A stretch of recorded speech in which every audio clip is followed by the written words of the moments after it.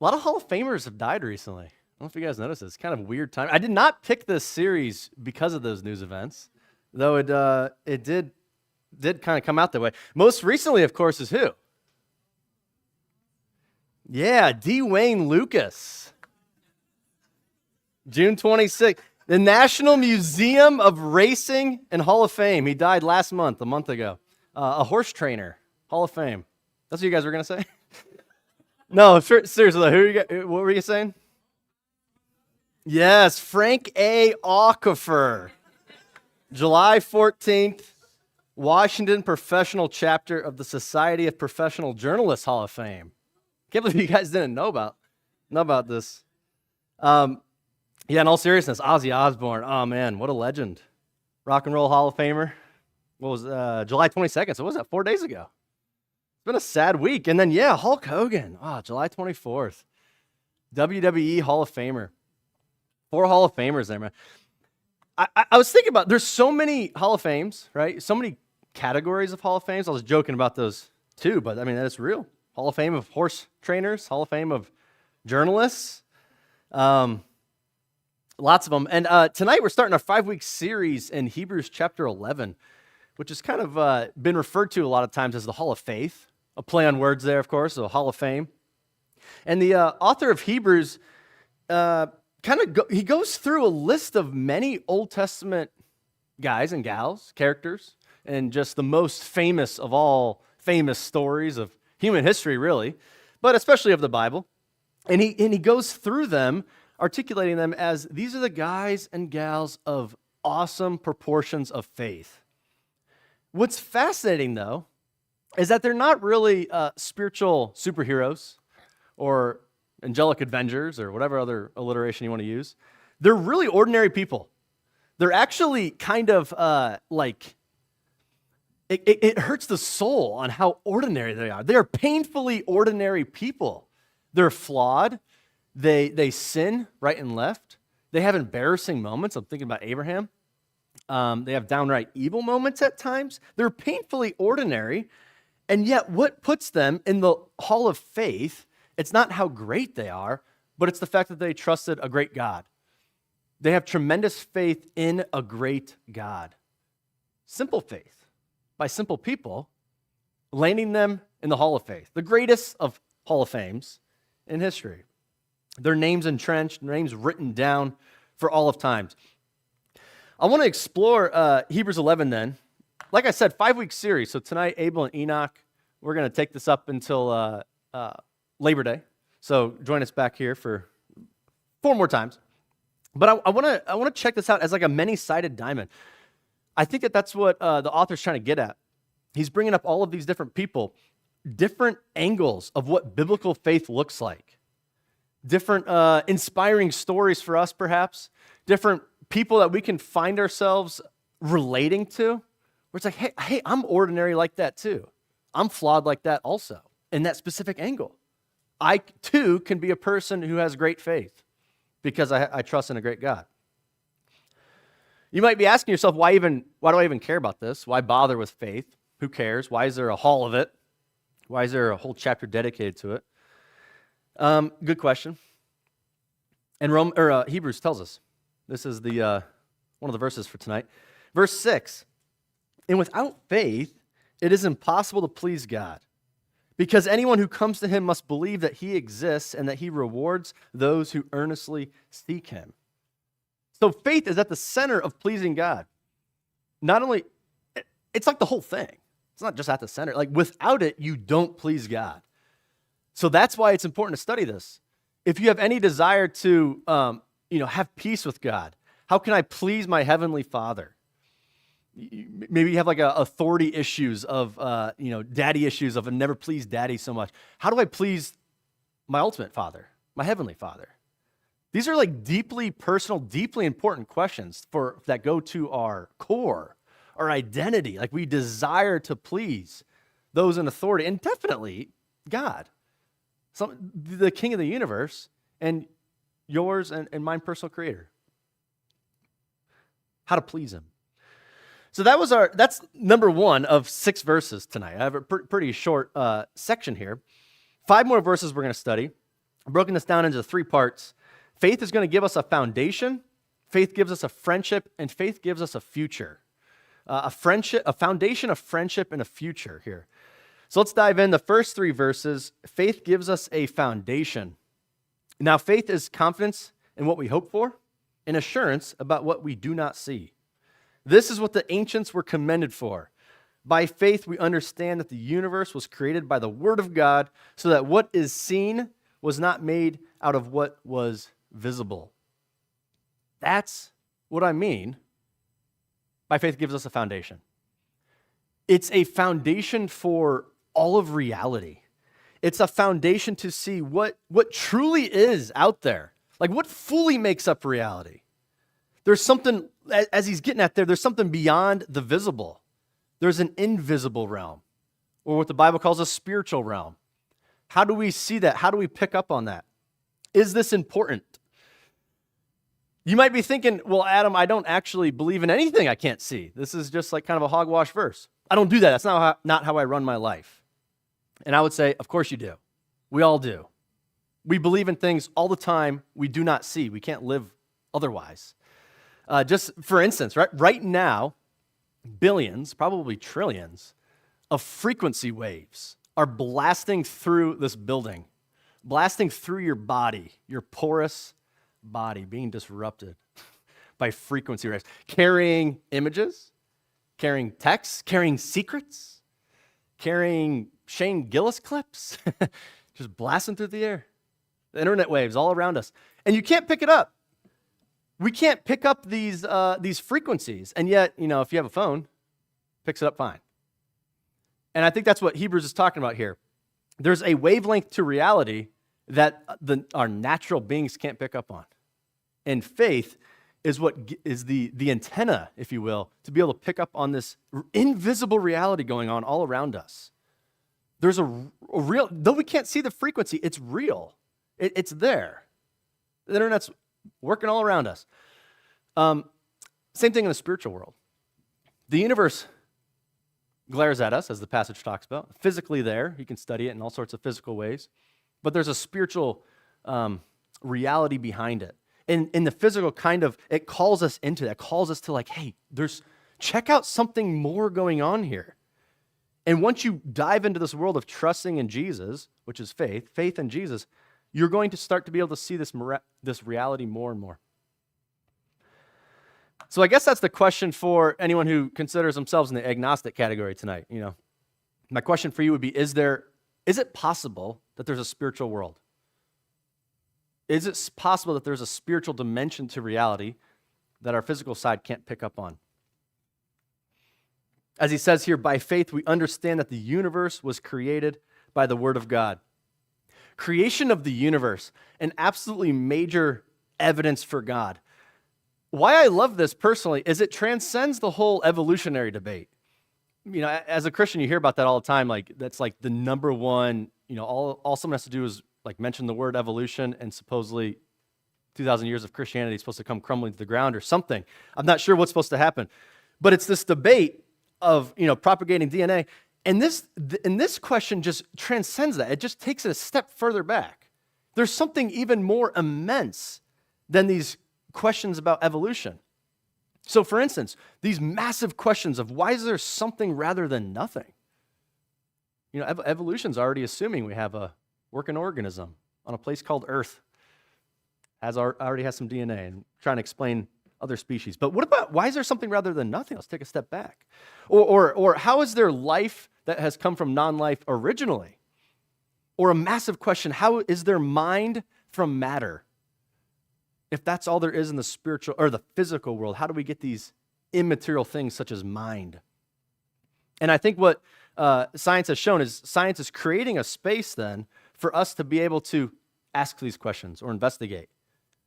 Science explains much of it, but it's like, I'm lacking to a degree, and you kind of know I'm lacking. Your mind is different than your brain, right? There's something immaterial about your material brain. You kind of know that. You have a conscience. What is this? And it leaves the space for us to ask more questions. Or maybe to put it a different way, it leaves space to hear the voice of God, to go down this spiritual path. Just to keep going with this, Do you realize that like for millennia, maybe even since the beginning of human thought, the major scientific thought would be that the universe has existed forever in the past, right? It's always existed. There was no beginning. It's always been there. That's been the major central tenet of human science for forever, up until the 1900s, like 4 seconds ago, largely because of Albert Einstein and the people who followed him. And now it is just an absolute entrenched fact, a massive opposite shift from what was held so dearly to like, no, the universe does have a beginning. And the best minds of the 20th century have just absolutely established that, and they have not quite liked that fact, and they've tried to talk around it. They've tried to give conclusions for why this could be. And so I got a few quotes from you guys from our apologetics class. We taught this a few years ago. And if you're kind of nerdy, you're going to be excited about this. And if you have a healthy social life, you're probably going to have PTSD. But here we go anyways. Here's a quote from Stephen Hawking that we went over.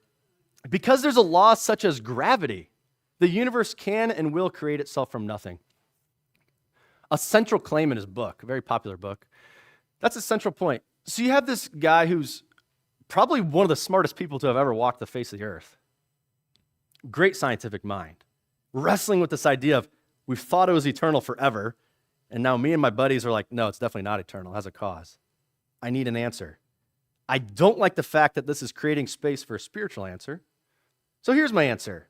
A logically absurd thing, that something created itself. Right? Philosophy 101. Things don't create themselves. It's not how it works. But that's what's the conclusion that he has to go to. Because to go down the spiritual route, maybe is foreign. Maybe he doesn't have the phone to be able to, the faith in the Lord to pick up on something more going on here. Or maybe he's suppressing. I don't know. I don't know what he was thinking there. The point I'm making is that the more that science advances, the more it points to something beyond the physical world. So much so that, here's a second quote, last one here. Robert Jastrow, an agnostic physicist, he wrestled with this idea of the Big Bang, like I was saying, like the universe has a beginning, doesn't quite like the conclusions, realizes that it points to the universe having a beginning, realizes that it points to a God. He's like, ugh, I'm an agnostic physicist, I don't like it.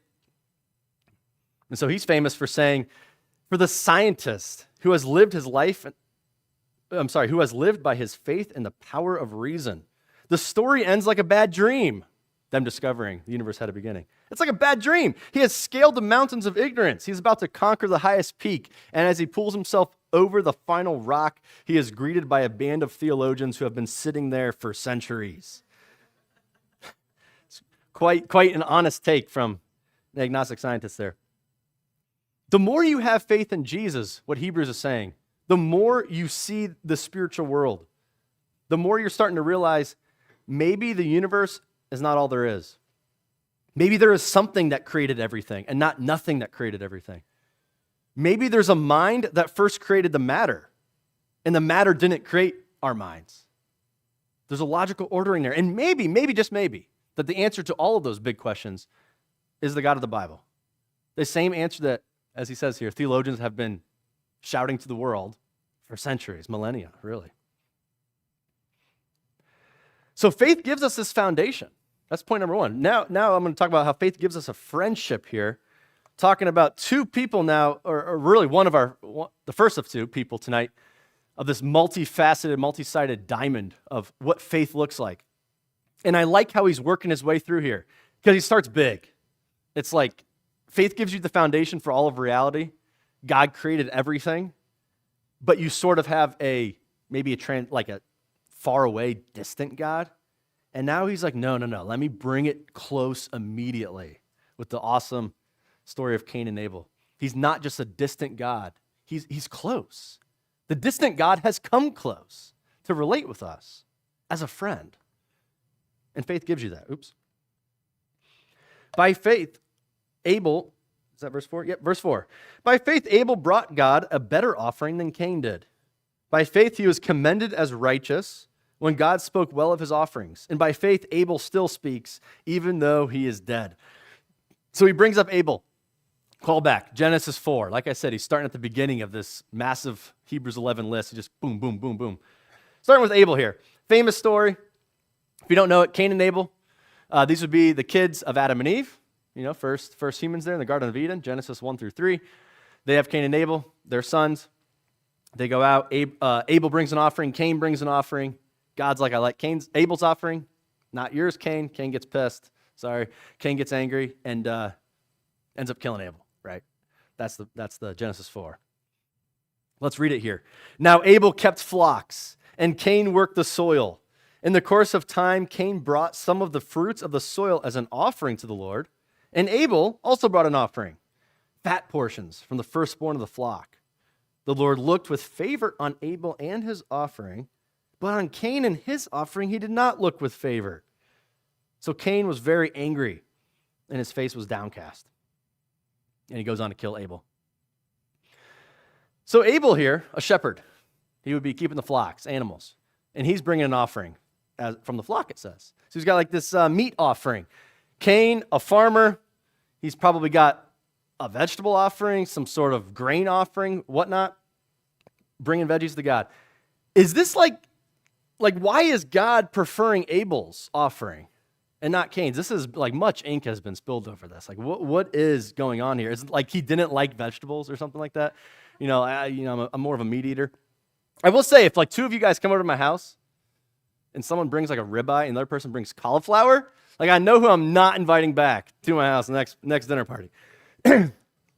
Actually, reminds me of my grandfather's birthday party. I think it was his 80th, so a few years back. We had like the whole family at, all the cousins were there. It was a good time of celebration at Fleming's, that upscale restaurant in Fairlawn. Oh my gosh, it was so good. I'm sitting there. I can still remember it to this day. I'm sitting there, and I get this, I think it was like a 10-ounce filet mignon. It was nuts. There was like a couple options on the menu. Normally, filets are like small little guys. This thing was massive. It might have been 12 ounces. I don't know. It was huge. My wife gets salmon. I was shaking at like how she fumbled the bag on this. And like just a rookie mistake, okay? I like salmon as much as the next guy, but this is when there was a filet mignon on the menu, you do not ever pick salmon, okay? You can ask her. I was walking around the restaurant, literally. I had to get up out of my seat because of how good it was and how much I was crying over her plate of fish. It was disturbing. Anyways, is this why God's angry, though? Like God's a meat eater? Like I'm a red meat eater and veggies are not good? No, I don't think so. Old Testament talks about both of these offerings. So I don't know why people get tripped up over it. God lays out in other parts of the Old Testament that also written by Moses, like this would have been.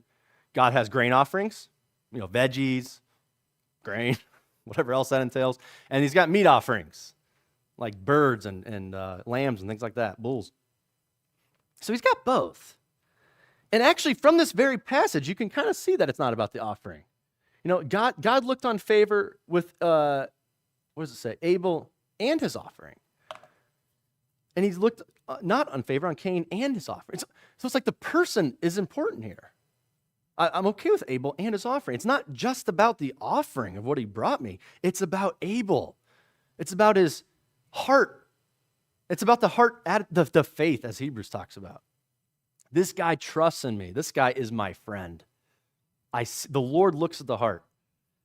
He doesn't look at the outward appearance that look exactly the same. Think about how alike these two guys are. They're from the same family, same parents. They're listening to the same teachings. They're worshiping the same exact God. They're being good boys and bringing the offering to God. They're both doing an offering. They look exactly the same on the outside. In fact, it reads like Cain initiates it. Like it's Cain's idea, like I'm going to go offer to the Lord. And Abel, the younger brother, is like, oh, okay, I'll tag along.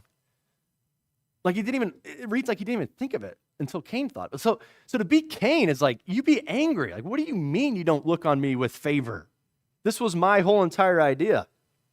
I can see why he's angry too. Like, think about Johnny and Friends. Some of you guys just got back from that a week or two ago. Or just think about any like missions thing that you serve at. This is like a week-long thing, really helping out families with kids with disabilities. It's difficult. You don't sleep a lot.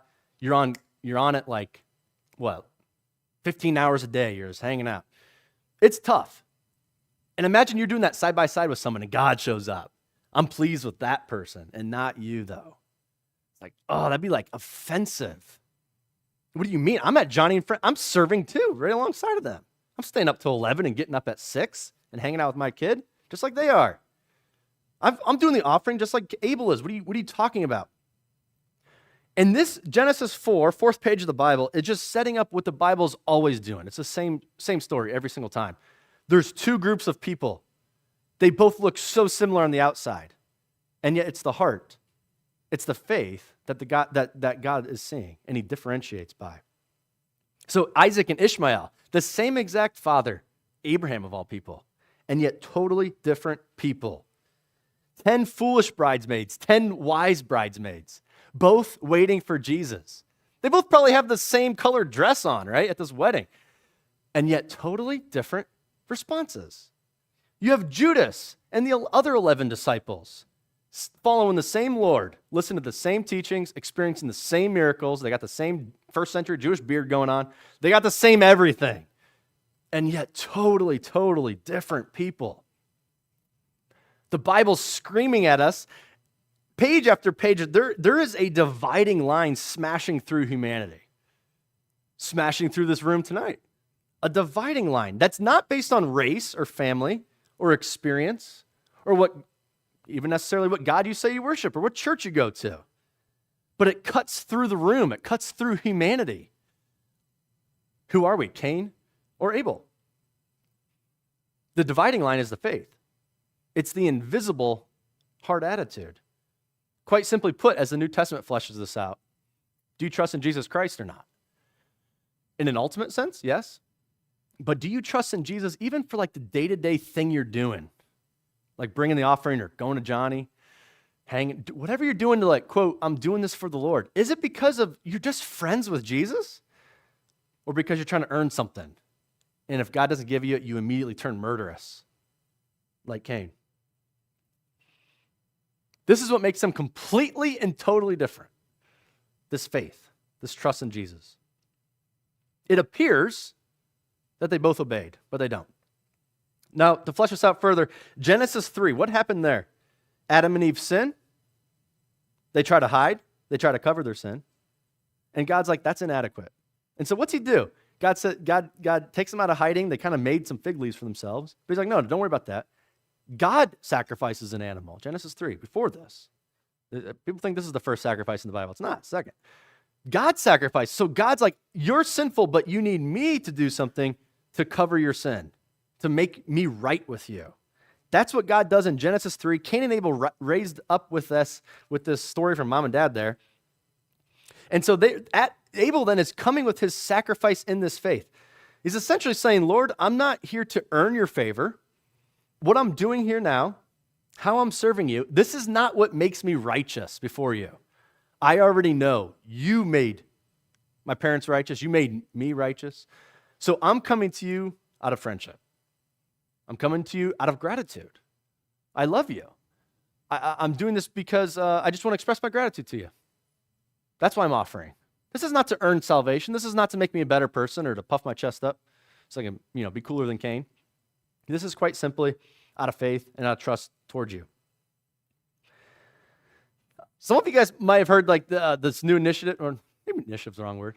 The new 5 pillars that the elders are going to be writing about here and coming up with for our church, biblical-based pillars. And one of them being talked about is the pillar of obeying Jesus. Like we want to be a church, Freedom Fellowships, that is centered around obeying Christ. And what does that look like? It's got to be an important thing. Hey, shout out, too, after Labor Day, we're going to do like a 5-week series on this. So come check it out. If you want to know like the direction of our church, what vision's being set out, where we want to go, and how we want to serve the Lord together in these various areas. But I'll just, little teaser here about obeying Jesus.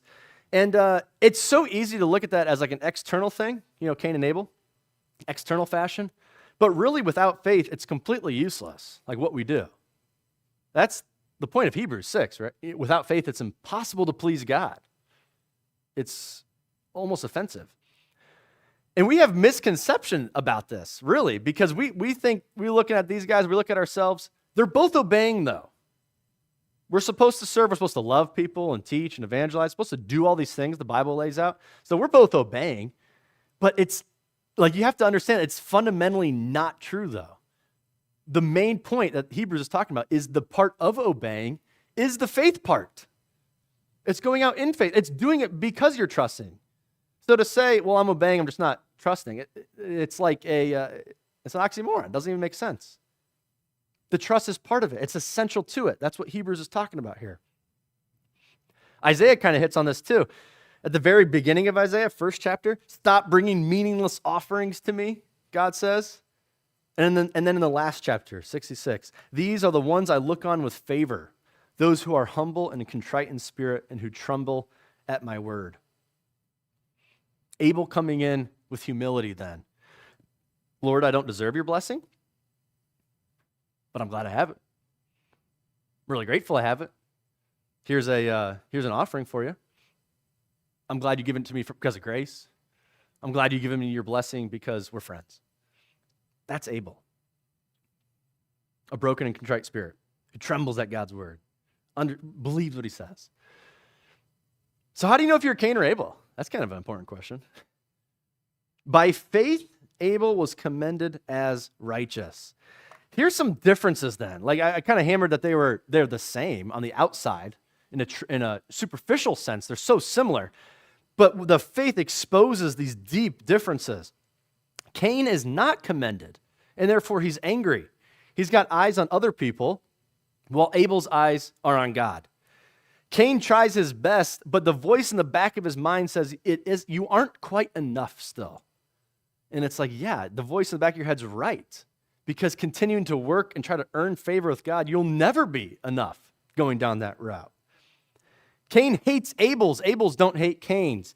Cain's hate Abel's because they're competing with them. Whereas Abel's around you, they make you feel like you can do it too because God's grace is for you also. You know when you're hanging out with an Abel. Abel comes as a humble sinner with empty hands, pleading for the blood of Christ, essentially, to transform them. Cain's, no matter how good they are, no matter how much they serve, no matter how much they clean up their life and they stop drinking, they stop being angry, and they stop gossiping, and they stop being anxious, they're still restless. They're not content. They're not at peace with God. It goes on to say that after Cain kills Abel, God banishes him away further to the east. Call back to Jonah, but anyways, to the east. And it says, you're going to be a vagrant and a wanderer. This is awesome.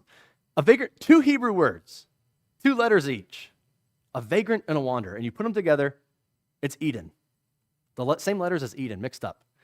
And it's like Eden, what's the Garden of Eden? It's the perfect place of peace with God where you're content and you're commended. Not because you didn't build the place. You just are friends with God and you're hanging out and you trust them. That's Eden. And Cain, you're the opposite of Eden. You're going to be a vagrant and a wanderer, restless, wandering the earth, both physically and spiritually, because you're not cool with me, because you're trying to earn my favor. You can't earn. You definitely can't earn now. You're a murderer. When will you trust? When will you just simply trust in God?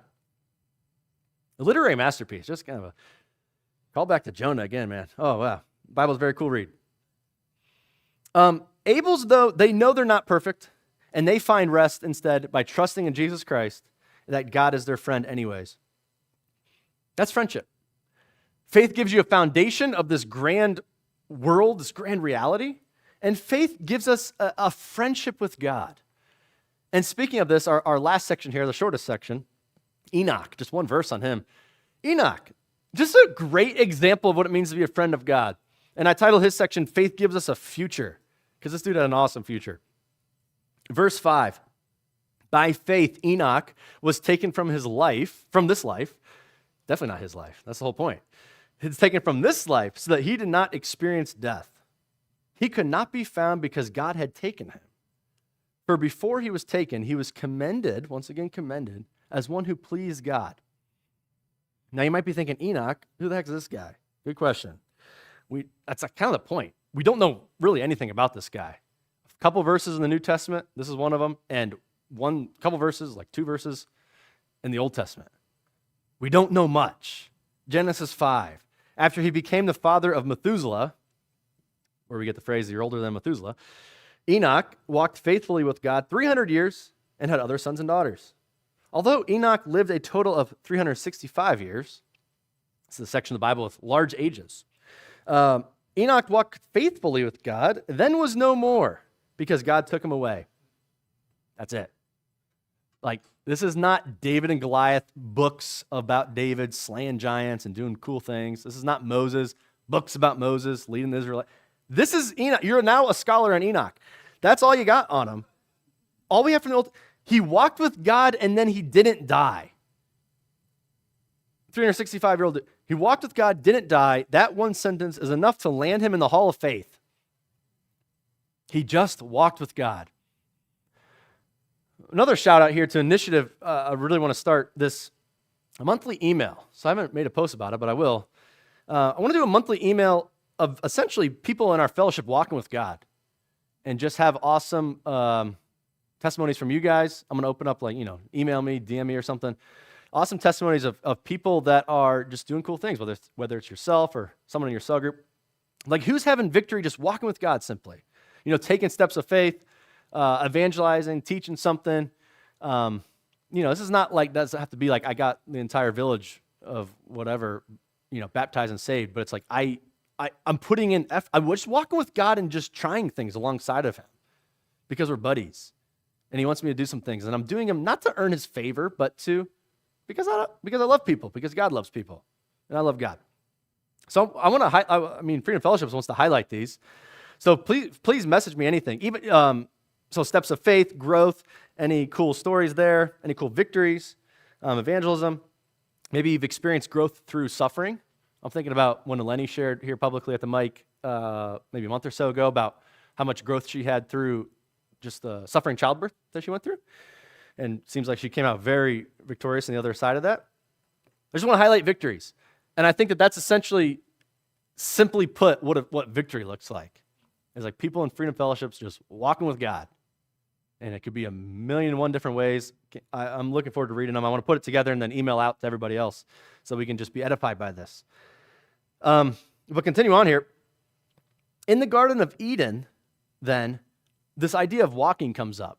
It's, first time it's mentioned. Garden of Eden, and it's God walking in the cool of the day, which would be the cool of the evening, kind of late night breeze there, the sun's going down. And it's this relational time of God just walking alongside Adam and Eve. Of course, it's talked about when their sin is getting in the way of between relating there, but it's this relational of just walking. There's something special about it. There's something relational and profound.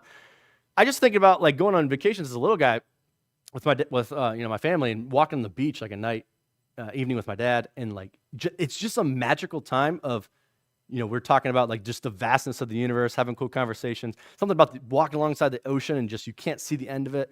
You just start thinking about bigger things than yourself, You start thinking about God-type questions, the vastness of creation. It's magical. It's fun. And it's just the same thing here. You're walking with Heavenly Dad. How am I enjoying God and his creation? Genesis 3 comes, though, and it's the fall of humanity where sin enters, and we're no longer walking with God. And it's so sad. God shows up in the cool of the day, time for the evening walk, and they're hiding. It's like totally different attitude now. They're estranged from each other. They're estranged from creation and God himself, and it's bad.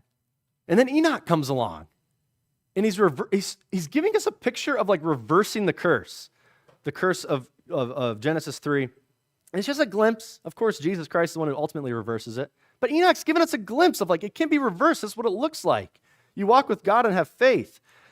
Enoch lived 365 years. That's a long time. Take that literally, long time. Is he speaking metaphorically? Okay, fine. Still a long time, right? I think that's the point of what he's trying to make. I'm sure lots of achievements that he's done in that lifetime. Lots of successes. You could write biographies upon biographies about Enoch, I'm sure. And the Bible brushes it all away. I'm going to give you one sentence about the guy. What you really need to know is that he walked with God. It's the only thing that matters. His inventions were cool. They've gone away. Better inventions have come. His wisdom and insights, they were great. Wiser people have come along since. They're gone. It doesn't matter because he landed in the hall of faith because of his faith. That's all you need to know about him. It's his defining reality of life. Enoch was a man who walked with God. What will be said about you at your Hall of Fame induction? Or maybe at your funeral, not to be morbid. But what will be said about at our funerals? I'm sure lots of great things will be said. You're a great mom, great dad, great brother, great kid, businessman, you're generous, you're an athlete, you're funny, you're caring, beautiful woman, whatever it is. They're all great. But the 4 words of they walked with God, it just trumps everything else that's going to be said. It's the only thing that really matters at the end of the day. This guy or gal walked with God. I really hope that could be said about me. Genesis 5 then, 2 chapters after the fall there, you read about the generations after Adam to Noah, and it's one of those passages you just skip over, right? Like Adam has this son who lived this long, and then he died, and then he had this son, and he lived this long, and then he died. You get to Noah. But that's the whole point. This guy died, and he died, and he died, and he died. And then there's Enoch. And he didn't die. And the next guy, he died, and the next guy died, and he died and died. And Enoch just sticks out like a sore thumb. It's like there's something special about this. In the midst of this very wicked culture, so wicked that the flood had to happen and God judging the world shortly after Enoch, so wicked, and yet we can have a secure future by our faith in God. And as we know, faith in Jesus Christ. It's secured. It like brings us out of this death cycle of Genesis 5. Everyone around me is going to die, but not Enoch because he has faith. And it's like, what is that? I want what Enoch has there. It's a glimpse of reversing this curse of death. And we can have it by simply walking with Jesus, trusting in Jesus. Our future can be eternally secured like Enoch. Enoch walked with God, and then one day God's like, let's just keep walking. Walked him right into heaven. That's pretty wild. That'll happen to you if you're a believer. We'll look at you and we'll think that you're dead, but you'll be alive more than ever, as they say. You'll walk right into eternity with the Lord because you trust in Jesus. Faith in Christ can give us this too. Verse 6 here. We already read it. But there it is. Without faith, impossible to please God. Do you want to please God then? Then you trust in Jesus Christ. That's what he's getting at. That's what Hebrews is saying. All these Old Testament guys, it's ultimately fulfilled in Jesus. He's the one that's done it all. He's the one who's ultimately commended for his faith, and we can be like him. We can be secure in the Lord and have a foundation, have friendship, have a future because we know Jesus Christ. And quite simply put, we just go on a stroll with him. That's all he's looking for. Not to be some great superhero, but it's like, can you be an ordinary person who goes on a stroll with me? That's verses 1 to 6, Hebrews. That's first teaching here of 5. I want to bring up the elders to give a special announcement, and I want to bring up Josh too. Hey, Josh. Special announcement about Josh and IFI.